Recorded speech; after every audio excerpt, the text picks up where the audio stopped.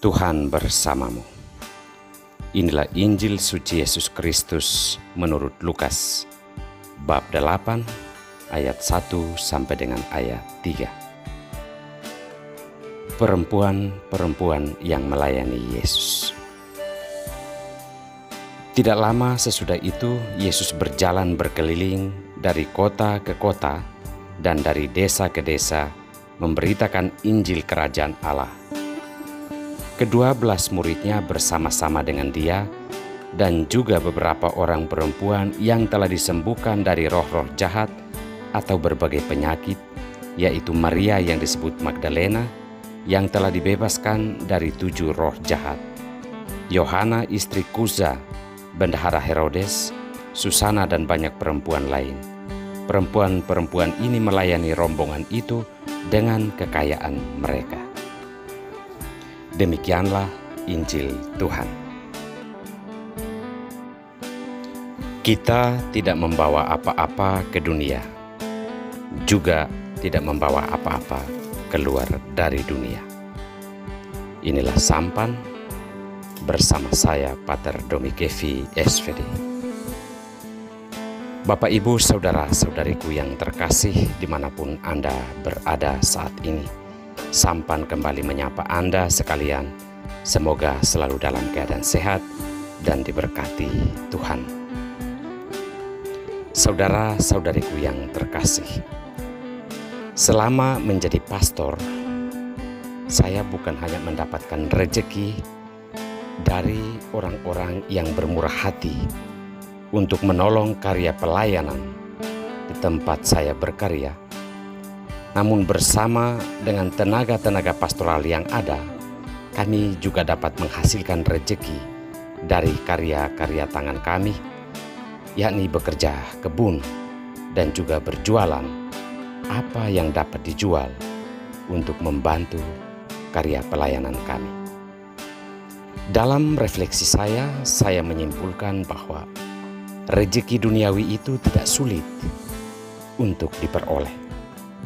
Kita cukup melakukan segala sesuatu dengan kerja keras dan penuh ketulusan, maka kita akan mendapatkannya.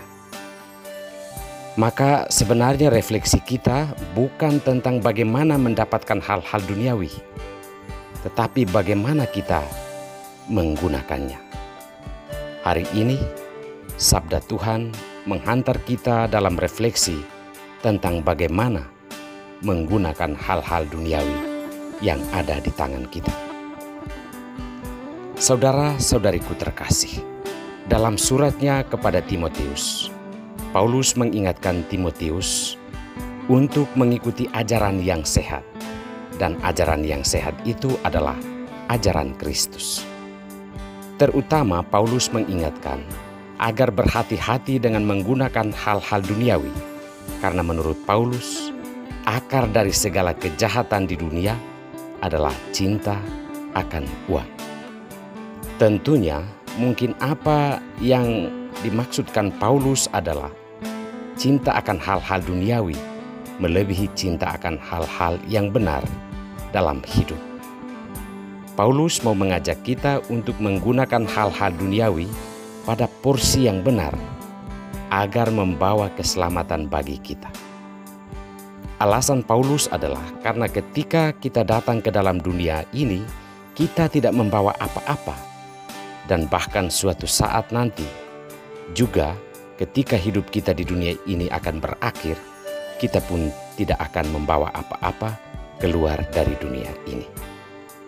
Maka harta duniawi yang kita dapatkan di dunia ini jangan sampai menenggelamkan atau membawa kita kepada kebinasaan dan keruntuhan. Kita diajak untuk menggunakan hal-hal duniawi ini untuk hal-hal yang menyelamatkan diri kita dan sesama kita.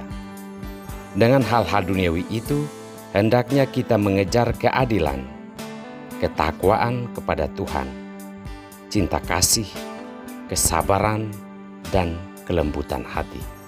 Kita belajar juga dari beberapa perempuan yang disembuhkan oleh Yesus dari berbagai kuasa setan dan berbagai penyakit. Setelah Yesus menyembuhkan mereka, akhirnya mereka menggunakan harta benda mereka untuk melayani karya-karya Yesus dan para muridnya. Bagi mereka, tidak ada yang lebih berharga daripada menggunakan harta duniawi untuk membantu karya-karya baik yang dilakukan Yesus dan para muridnya.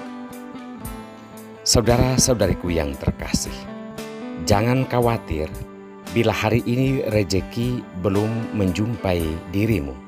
Tetapi pikirkanlah bagaimana ketika rejeki duniawi itu datang, bagaimana ia dapat digunakan untuk keselamatan kita dan sesama. Semoga kita semakin sadar bahwa kita datang ke dunia ini tidak membawa apa-apa dan juga tidak akan membawa apa-apa keluar dari dunia ini. Dengan demikian kita tidak akan serakah. Kita tidak akan melakukan hal-hal yang jahat karena cinta akan uang atau cinta akan hal-hal duniawi melebihi cinta kita terhadap Tuhan dan sesama kita. Semoga Tuhan memberkati kita semua.